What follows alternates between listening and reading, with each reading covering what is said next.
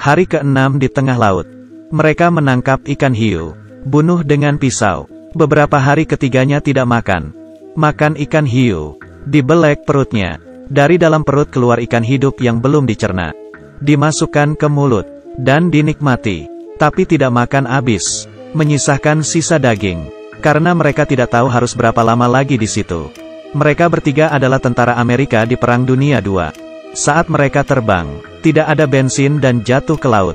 Mereka membuka perahu karet, menyelamatkan diri, 1 perwira dan 2 prajurit. Satunya Mike. Awalnya, kedua prajurit sangat senang, tertawa, tidak tahu bahayanya. Perwira hanya terdiam. Ketiganya duduk di sisi berbeda, mengecek 360 derajat, menunggu bantuan, ujian hidup. Tidak lama, melihat di atas ada pesawat. Mereka melepas baju, melambaikan tangan minta bantuan.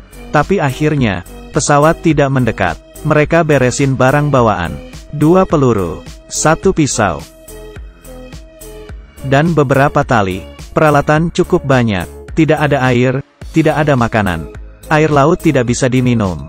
Perwira bingung. Ia menyuruh kedua prajurit untuk membuang sepatu.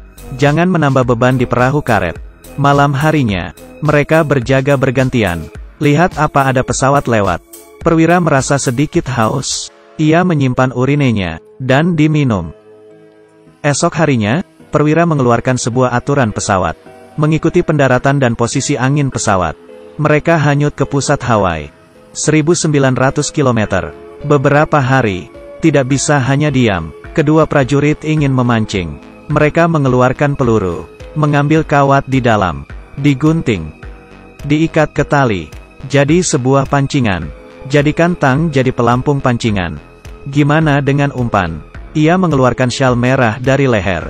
Pasang di pengait. Terlihat seperti daging. Mereka melempar pancingan ke laut. Apa bisa ada ikan terpancing? Tiba-tiba, pancingan mulai bergerak. Prajurit sekuat tenaga menarik. Pengait ditelan oleh ikan. Ini sinyal bahaya. Ada makhluk di laut yang lebih kelaparan dari mereka. Hari keempat, matahari semakin panas. Wajah perwira terbakar abis.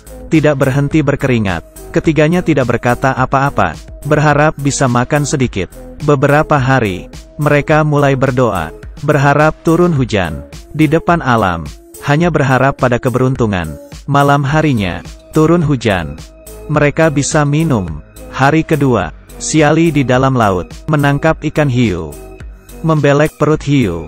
Ketiganya mulai makan. Ini makanan pertama mereka selama di laut. Baru selesai makan, wajah Johnny berubah. Tidak sengaja membuang darah hiu ke dalam laut. Aroma darah memancing kedatangan hiu. Beberapa hiu mengepung mereka.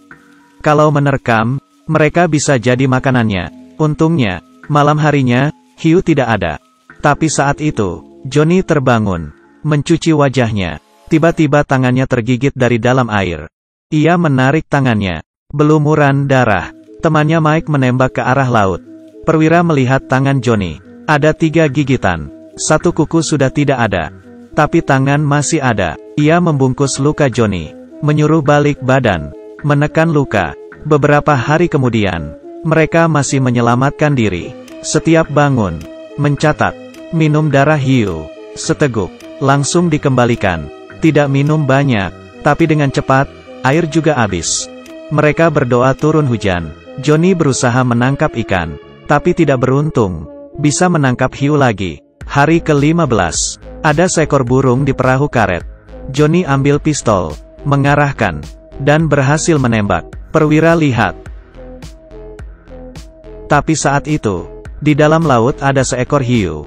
Perwira bergegas berenang. Johnny mau bantu, tapi pistol tidak ada peluru. Mereka mendekat ke perwira. Hiu sudah mendekat.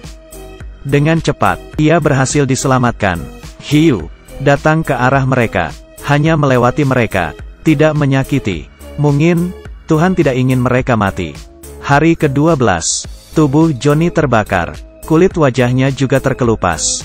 Paling putus harapan. Perwira bilang, harusnya lihat pulau di hari ke-34. Tapi ini tidak ada. Pasti ada kesalahan. Putus asa. Johnny marah ke perwira, tapi tidak menyelesaikan masalah. Setelah semua tenang, 3 orang mulai rencana. Hanya berpegang pada tali. Untuk dapat kesempatan, ia menyesuaikan pikirannya, memotong sepatunya. Ia dan Johnny pegang, dan mulai mendayung. Di depan, masih laut yang luas. Hari ke-30 di laut. Tubuhnya sudah terlupas. Tangannya sudah terlupas. Seperti menunggu kematiannya. Hanya bisa pasrah. Berdoa lagi. Minun di hujan turun. Lapar, tunggu burung datang. Menembak, untuk melaluinya. Tapi sekarang, keberuntungan tidak datang. Hanya tunggu mati. Mereka berjuang mendayung. Terus mendayung. Awan gelap muncul. Ombak laut mulai besar. Mereka pikir keberuntungan datang. Buka baju untuk ambil air hujan. Hujan ini besar dan dingin. Saat hujan berhenti, mereka merasa ada keanehan. Awan hitam tidak pergi, menutupi matahari. Langit jadi lebih seram. Ada sambaran petir. Perwira tahu, mereka mengalami badai. Ombak besar ke mereka. Saat ombak kedua datang, perwira jatuh. Keduanya bantu. Tidak mudah perwira naik. Dari kejauhan, ada ombak besar lagi. Ia kaget, karena ombak menerbalikkan perahu. Tidak berapa lama mereka bersiap.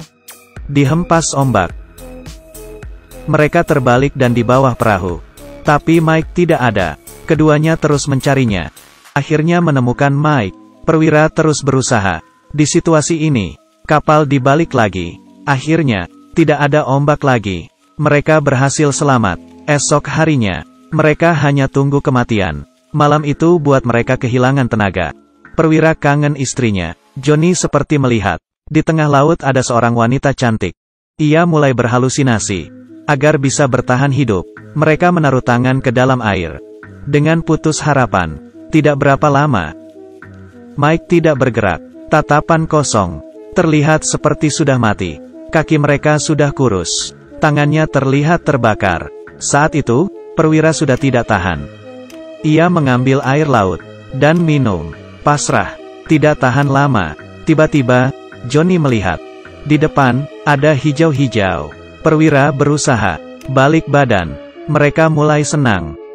Betul. Ada sebuah pulau. Ketiganya berpelukan. Menangis. Daratan, daratan. Menggunakan tenaga terakhir mereka, ke arah pulau. Terakhir, ombak besar menabrak. Mereka didorong ke pulau. Saat itu, ada harapan. Terbaru. Mereka 34 hari di tengah laut. Ini cerita nyata Perang Dunia II. Saya terkejut, dan juga terharu. Mereka menghadapi kematian dan keberanian.